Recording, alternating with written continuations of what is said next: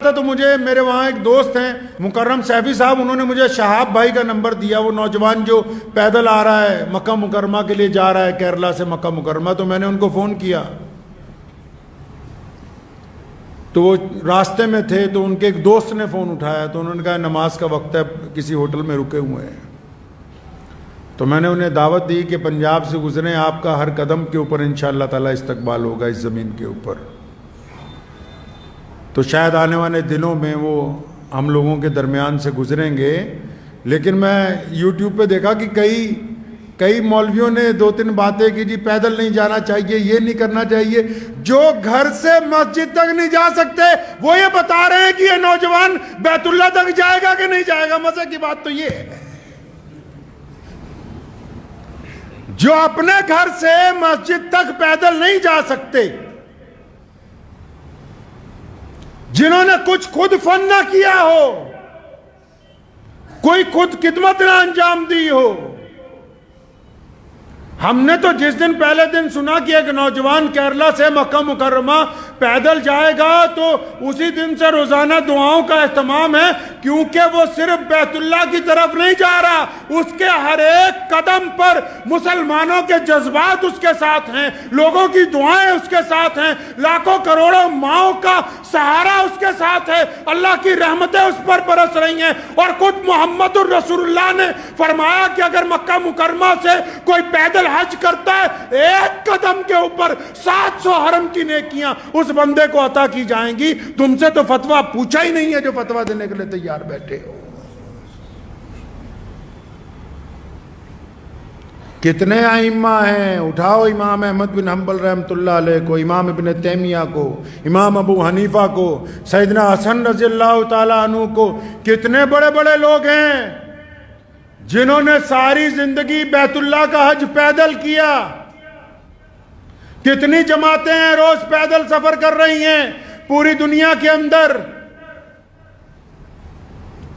دراصل بات یہ نہیں ہے، کئی یہ کہتے ہیں کہ نیت پتہ نہیں کیا ہے، نیتوں پر اللہ کا دار و مدار ہے۔ رسول اللہ نے فرمایا جس کی نیت اچھی ہوگی اس کا عمل قبول ہوگا، اور جن لوگوں کے عمل قبول ہوتے ہیں اللہ ان کی مدد فرماتے ہیں۔ وہ بندہ کل تک جس کو کوئی جانتا نہیں تھا، آج اس کے انتظار میں لاکھوں لوگ سڑکوں کے اوپر کھڑے ہوئے ہیں۔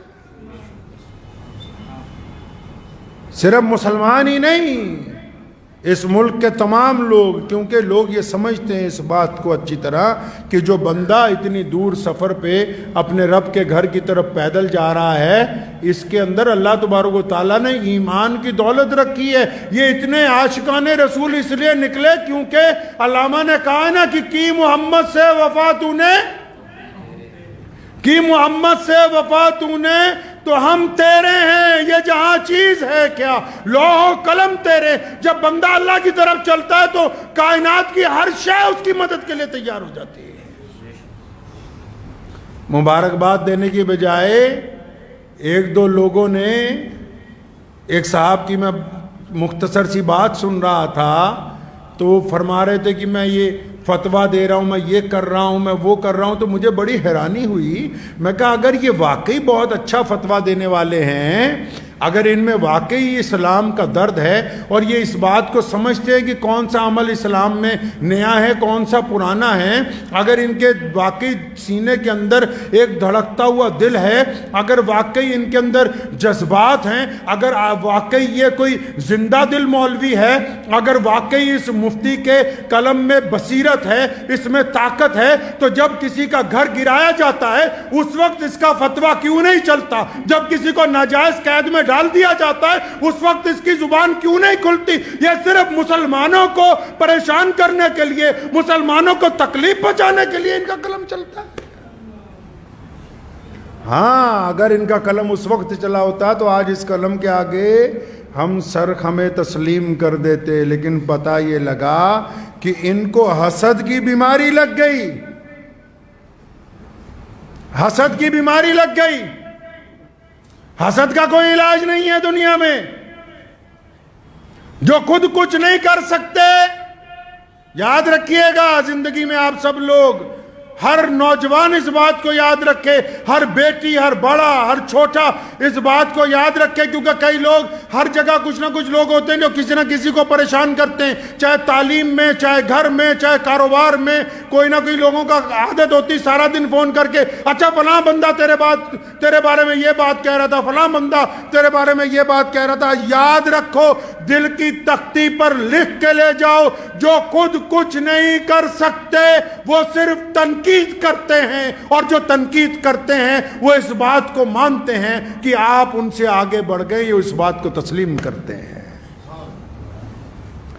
اس لیے شہاب بھائی کو کہنا چاہتا ہوں کہ اگر کوئی ایک دو لوگ تنقید بھی کر رہے ہیں تو انہوں نے مان لیا کہ تم ان سے افضل ہو۔ تنقید کرنے والے نے اس بات کو تسلیم کر لیا۔ ہر سال 1-2 حاجی پیدل پہنچتے ہیں، آپ کو پتہ ہے، لیکن یہ سرکاری مولوی تب نہیں بولے۔ اس سال جب انگلینڈ سے پیدل حج کرنے والا چلتا ہوا 6,500 کلومیٹر کے بعد مکہ پہنچا، وہاں کے حکمرانوں نے اس کا استقبال کیا، تب یہاں کا کوئی مولوی نہیں بولا۔ کیوں؟ کیونکہ وہاں سے چندہ لینے جانا ہے۔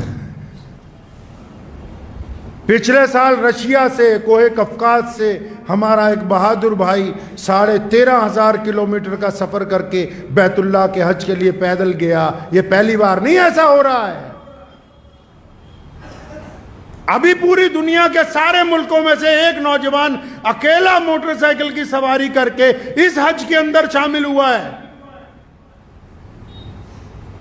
تو یہ جو اب پیدل جا رہا ہے، آپ کیا سمجھتے ہیں کہ اس کے پیدل چلنے سے صرف شہاب بھائی کا حج ہوگا؟ نہیں، جب وہ شہاب پیدل چلتا ہے تو لاکھوں دلوں کے اندر بیت اللہ کو دیکھنے کی تڑپ پیدا ہوتی ہے، اس کو ثواب اس کو نہیں ملے گا؟ جب پیدل چلتا ہے کروڑوں دعائیں ساتھ میں چلتی ہیں۔